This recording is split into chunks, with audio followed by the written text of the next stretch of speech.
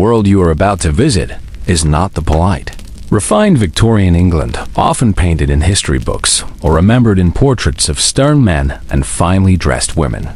Beneath the polished surface of parlors and drawing rooms, behind the polished boots and the strict moral codes, there lay another world hidden, whispered about, but essential to the lives of many.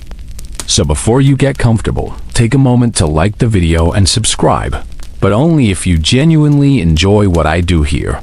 And let me know in the comments where you're tuning in from and what time it is for you. It is always fascinating to see who's joining us from around the world. Now dim the lights, maybe turn on a fan for that soft background, and let us ease into tonight's journey together. This is the story of Victorian brothels, of those who lived and worked within them, and of the complicated, often contradictory society that surrounded them. For the Victorians, appearances were everything.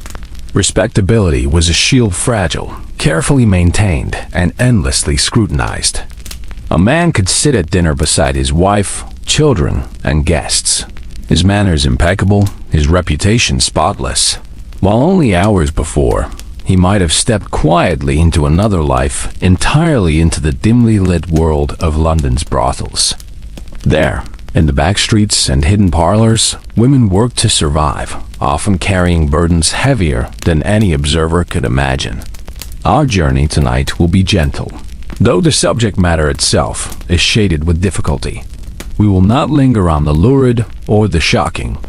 Instead, imagine yourself as a quiet visitor, stepping carefully into a time long past, observing daily routines, overhearing fragments of stories, and feeling the weight of lives lived in secrecy and labor.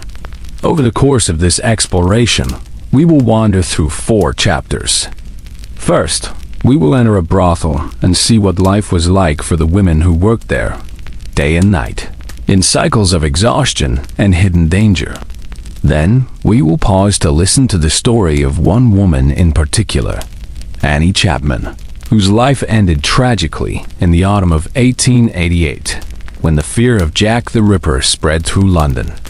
After this, we will turn our attention to mystery brothel tokens, strange little objects used almost like currency, their origins uncertain. Finally, we will glance upward at the double lives of the wealthy and powerful, who balanced rigid public morality with private indulgence. Through it all, we will move slowly and calmly, keeping pace with history itself. And as we travel further into the shadows of the Victorian era, remember that this is not merely a story of scandal or secrecy, but also of survival, of human needs, and of the many layers of a society both familiar and distant. So now, take a slow breath. Let your shoulders relax. Imagine the gaslit streets of London stretching before you, the mist curling along the cobblestones, and the faint sound of carriage wheels fading in the distance. Behind closed doors, lives unfolded, lives we are about to explore together. Imagine stepping into a Victorian brothel. The air is thick with the faint scent of candle wax, stale tobacco, and perfume that has long since lost its sweetness. Velvet curtains hang heavy against the draft from the street, muffling the noise of passing carts and the occasional distant call of a costermonger selling fruit. To the casual visitor, the space may appear almost luxurious, an attempt at elegance, with patterned wallpaper, worn settees, and gilt-framed mirrors reflecting the soft glow of lamps. But for the women who lived and worked here, the illusion quickly fell away. Life inside was marked by endless labor. Each woman carried not only the weight of expectation from clients, but also the constant pressure of survival. Most had no safety net, no savings, and often no family left to support them. Many came from rural villages, drawn to the city in search of work, only to find themselves trapped in the shadows of London's vast underworld. Morning offered little rest. After a long night of work, the women were expected to tidy the rooms, wash linens, and prepare themselves again for the day. Some brothels opened their doors in the afternoon to wealthy gentlemen who could not be seen in such places after dark. Others served sailors, laborers, or traveling men who sought cheap lodging along with companionship. For the women, there was rarely an hour free from labor or performance. The health risks were constant companions. Disease lingered in the air and in the body. Syphilis, gonorrhea, and other illnesses spread quietly, unchecked by the limited medical knowledge of the time. Many women lived with chronic pain, fevers, or fatigue, their strength eroded by conditions that went untreated. Doctors did exist, of course, but a woman of the streets had little chance of affording one. Instead, remedies were makeshift herbal concoctions, whispered advice, or simply endurance. Imagine the weight of secrecy as well. Few spoke openly of their work, for to do so invited shame, scorn, or even punishment. Respectable society turned its head away, pretending not to know what existed in its own alleys. For the women themselves, this meant living two lives, the one seen in the dim rooms of the brothel, and the one that faced the public when stepping outside. Neighbors might whisper, landladies might evict, and police might harass, but all knew that the trade continued, hidden in plain sight. Food was rarely plentiful. Meals might consist of bread, cheap meat, or watered ale. Sometimes, clients paid generously enough to afford luxuries, but often, earnings barely covered rent to the brothel keeper, clothing, and the simplest of meals. Hunger gnawed at the edges of daily existence, yet the women pressed on, their survival depending on their ability to continue. The exhaustion was not only physical, but emotional. The women played roles: comforters, entertainers, companions, masks, that had to be worn no matter how weary they felt inside. Beneath the laughter and painted smiles lay lives marked by loss, abandonment, and longing for something safer, gentler. Some found fleeting moments of camaraderie among each other, whispering stories in the quiet hours, sharing scraps of food or advice. Yet even this was fragile, for competition for clients could strain even the closest bonds. To imagine yourself in their shoes is to feel the relentless rhythm of their existence. Work, prepare, work again. There was no pause, no holiday, no chance to step away from the cycle. Each day mirrored the one before, blending into nights that stretched endlessly. And beneath it all, there was always danger. A drunken client, a violent outburst, or the sudden knock of the police at the door. The brothel was a place of labor, but it was never truly a place of safety. For most of us today, accustomed to rest, to choice, and to the quiet security of modern life, such a day would feel unbearable. Yet for the women of Victorian brothels, it was not merely a day, it was life itself, endured with resilience, silence, and a strength often unrecognized by the society that shunned them. As we step gently away from this daily picture, let us now turn to the life of one woman in particular, whose story has been preserved not through her triumphs, but through her tragedy. Annie Chapman lived and struggled in this world, her final moments marked by a crime that still haunts history. Now, let us pause amidst the blurred routines of brothel life and focus gently on a single figure. One woman whose story has been written into the margins of Victorian history, not because she sought recognition or achieved fame, but because her life came to a tragic end that left her name forever tied to the fear of Jack the Ripper. Her name was Annie Chapman. Imagine her not first as a victim, but as a woman who lived, breathed, and struggled. Picture the quieter moments of her life, before the shadows closed in. Annie was born in 1841 in Paddington, London. Her childhood was modest, not wealthy, yet not destitute either. Her father worked as a soldier in the Foot Guards, and like many children of that class, Annie grew up with the structure of discipline, but also with the fragility of circumstance. Life in Victorian London offered little security, and misfortune could arrive at any moment. As a young woman, Annie married John Chapman, a coachman who worked for a wealthy family. For a time, her life carried a sense of stability. She bore children, kept house, and played the role expected of her in Victorian society. There were glimpses of contentment family dinners, the sound of her children's voices, the ordinary rhythms of domestic life. Yet beneath the surface, difficulties soon began to gather. Two of Annie's children died young, one from meningitis, another from illness soon after birth. Such losses were heartbreakingly common in the 19th century, but no less devastating. Grief left marks upon Annie's spirit, as it did upon many women of her time. The marriage, too, began to falter. Both Annie and her husband struggled with alcoholism, a heavy burden in an age when drink was both a cheap comfort and a destructive force. By the mid-1880s, Annie and John were separated. She received a small allowance from him, which allowed her to survive, though barely. But when John died in 1886, the allowance vanished. Annie was left adrift, without income, without a home, and with failing health. It was around this time that Annie slipped into the precarious life of lodging houses and casual work. She sometimes sold flowers, sometimes made crochet items, and sometimes relied on the harsh trade of prostitution to secure a bed for the night. Picture the lodging houses of Whitechapel. Long, narrow rooms filled with rows of wooden cubicles, thin partitions offering little privacy, the air heavy with the scent of damp clothing and unwashed bodies. Beds were rented nightly, often for just a few pennies. To fail to earn that money meant sleeping on the cold streets outside. For Annie, each day was a question of survival. Her health was poor. Tuberculosis gnawed at her lungs, and she suffered from chronic bronchitis. Friends described her as pale, weak, and often unwell. Yet she kept moving, kept working, kept struggling against the tide of poverty that threatened to sweep her under.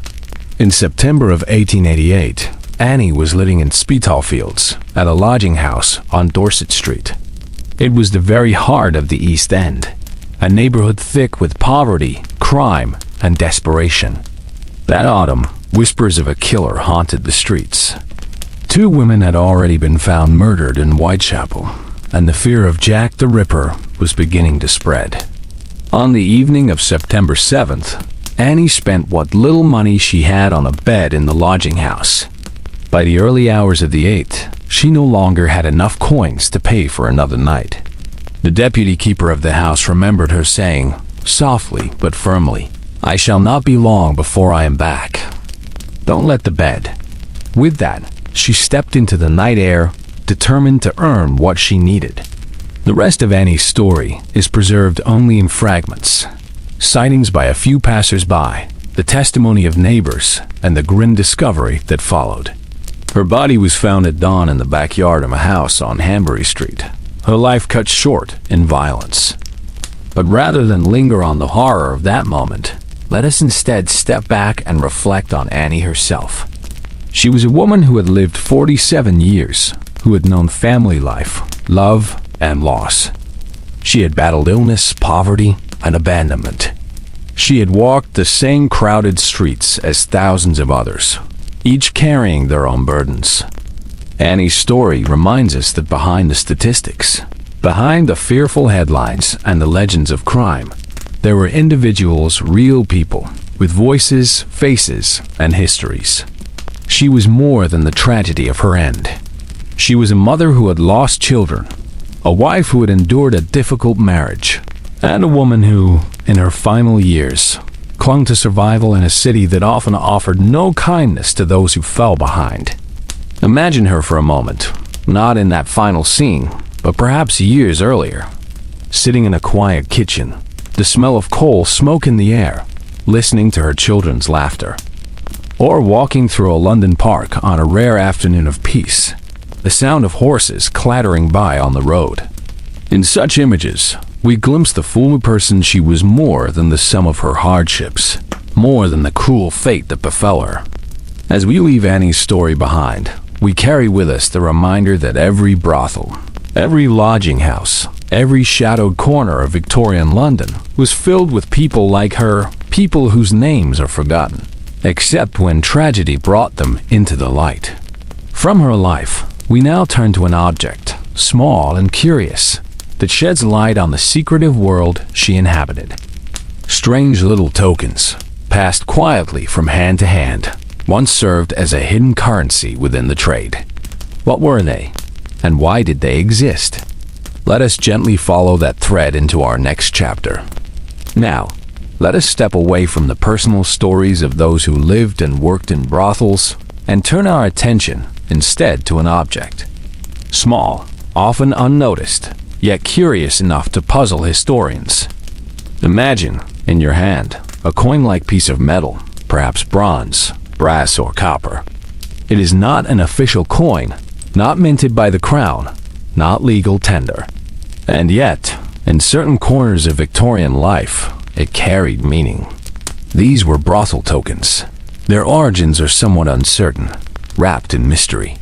Some may have been produced by brothel keepers themselves, others by tradesmen or even by customers. They often bore simple engravings, numbers, initials, or crude images. At times, they displayed suggestive motifs, designed to leave little doubt about their purpose.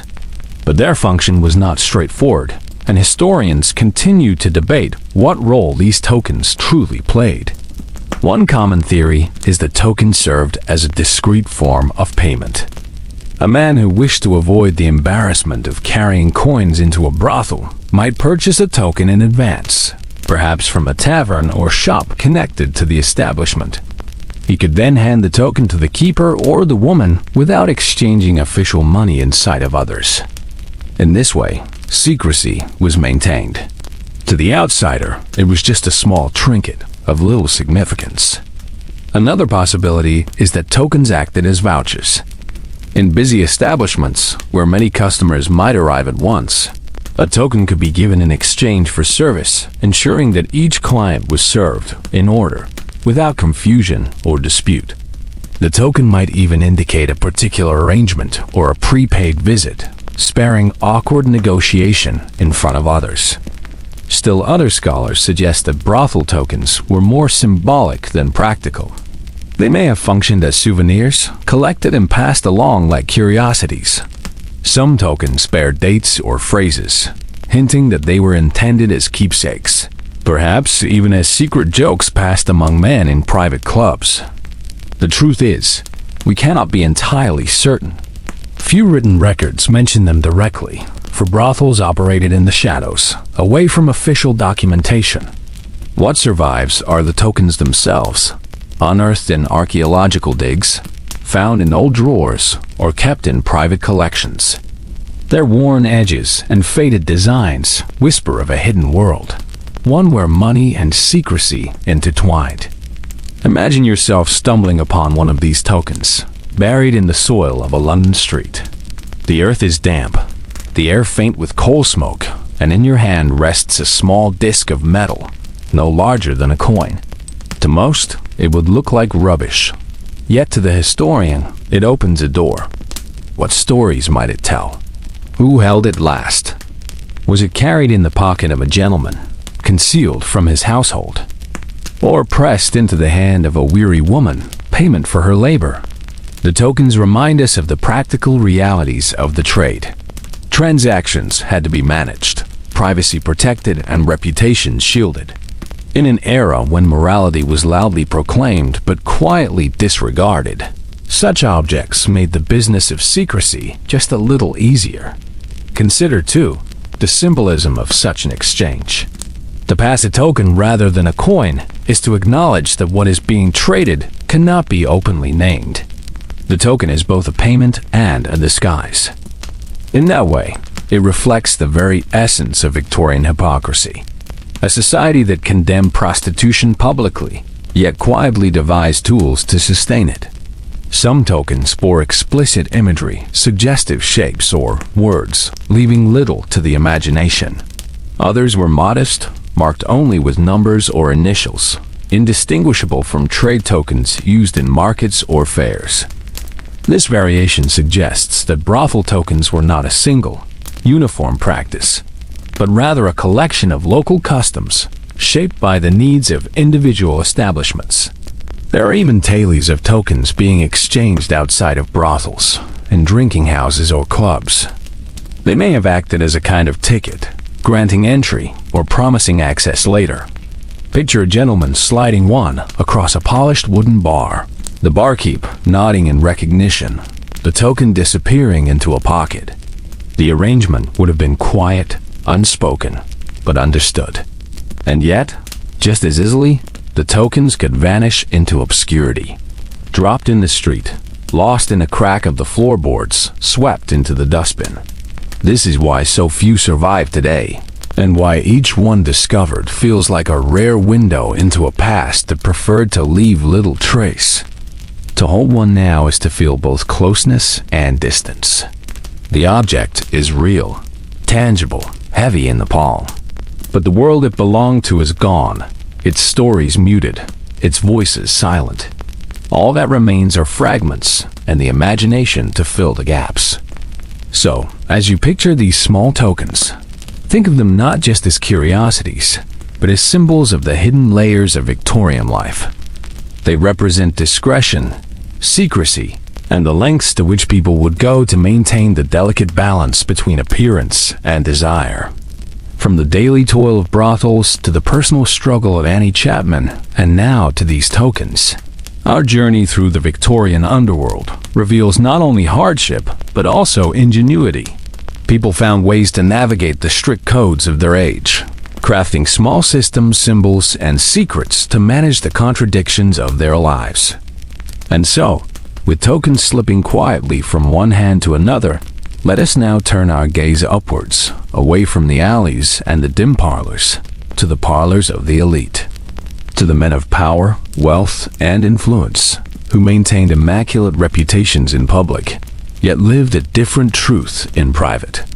In this final chapter, we will step into the drawing rooms of gentlemen, politicians, and nobles, and observe the double lives that defined the Victorian era. Throughout our journey so far, we have walked quietly through the brothels themselves, traced the life of Annie Chapman, and studied the curious artifacts that passed hand to hand.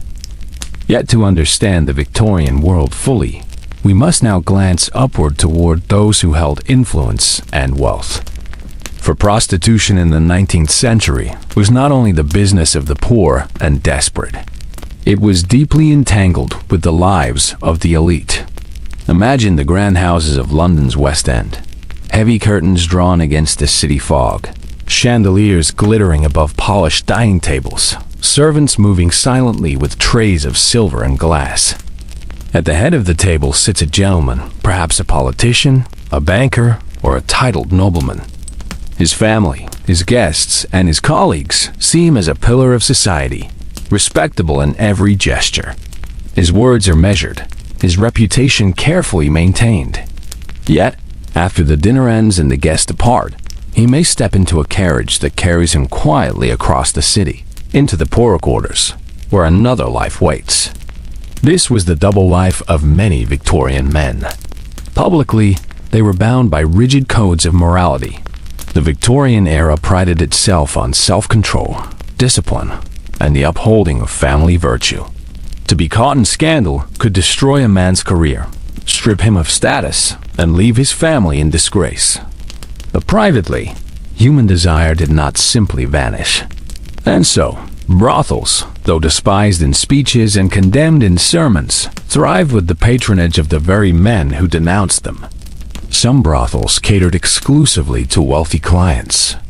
These establishments were not the dim, overcrowded rooms of East End lodging houses, but carefully arranged parlors with soft carpets, rich furnishings, and music drifting faintly from a piano.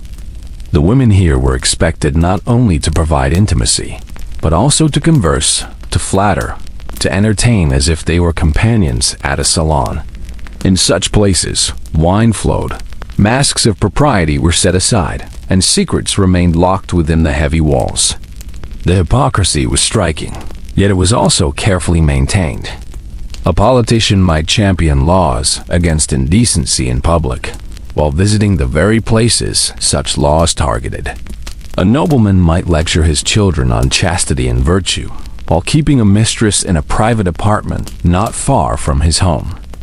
The public mask and the private self rarely aligned, but so long as discretion held, society preferred not to look too closely. Women of the elite, too, were often caught within this system. Wives were expected to embody purity, patience, and silence. Many knew, or at least suspected, of their husbands' double lives, yet they were powerless to confront them without risking their own position. To speak out was to invite shame upon oneself. And so, silence prevailed, just as it did on the streets below, though in a different form. Imagine the quiet carriages moving through London after midnight. Velvet-lined, drawn by well-fed horses, they slipped from the grand avenues into narrower, darker streets. Behind shuttered windows, men of influence left their reputations behind for a few hours, only to return before dawn, stepping back into the armor of respectability. Some found their way into private clubs where secrecy was absolute. These clubs were exclusive, hidden behind unmarked doors, where the wealthy gathered without fear of exposure. Within, they indulged in what society outwardly condemned, surrounded by others who shared the same dual existence. The rules of discretion were strict. Betrayal of another member could mean ruin. Even literature of the time reflected this double life. Consider the fascination with tales like Dr. Jekyll and Mr. Hyde, a story of two selves, one respectable and one hidden, coexisting within the same man. Victorians read such stories with both fear and recognition, for the theme mirrored what many lived each day. The brothels of the poor and the parlors of the rich were different in appearance, but linked in purpose. Each allowed a space where the strict moral codes of Victorian life could be bent or broken, away from the judging eyes of society. And though men returned to their homes and positions of authority, they carried the memory of those nights with them, often repeating the cycle again and again. It is easy now, from a modern distance, to view such hypocrisy with sharp judgment. Yet to do so is to miss the texture of that world. The Victorians themselves were caught in the web of their own making, bound by rules they could not live by, yet too afraid to cast them aside. Their double lives were not merely indulgence. They were the product of a society built upon contradiction. Picture, once more, the contrast. A drawing room filled with music and polite conversation, and only a mile away, a crowded lodging house where women struggled for coins to rent a bed. Both belonged to the same city, the same moment in time, and sometimes they even shared the same people. As the night deepened, the city of London kept its secrets well. From the cobbled alleys of Whitechapel to the grand townhouses of Mayfair, the lives of rich and poor intertwined in ways that were rarely acknowledged, but always present. The brothels did not simply exist in the shadows of respectability. They were part of its foundation. And so, as we close this chapter of our exploration, we are left with a fuller picture of Victorian life. Not just the weary labor of brothel women, not only the tragedy of Annie Chapman, not simply the tokens passed in secret, but the entire spectrum of human experience, from survival to hypocrisy, all bound together under the veil of Victorian respectability. From here, we will move gently into our conclusion, reflecting on the hidden world we have visited tonight, and the contrast it holds with the comfort of our present moment. And so, our journey through the hidden world of Victorian brothels comes to a close. We began by stepping quietly into the daily lives of the women who lived and worked there. We imagined their long, exhausting routines, moments of fleeting laughter, but also the weight of secrecy, illness, and constant labor. We understood, perhaps just for a moment, why surviving even a single day in such a world was no small feat. From there, we paused to listen to the story of one woman, Annie Chapman. Not simply a name tied forever to tragedy, but a life that stretched across 47 years. A woman who had once been a wife, a mother, and a daughter, who carried joy and sorrow in equal measure, and who struggled to hold her ground in a city that rarely offered kindness to the vulnerable. In remembering her, we honored the individuality of so many women whose names and stories have been lost. We then held in our imagination those curious little tokens, small discs of metal, strange and unassuming, yet carrying with them whispers of secrecy and exchange. They reminded us that history is not always written in grand monuments, but often in the quiet, ordinary objects that pass unnoticed until centuries later.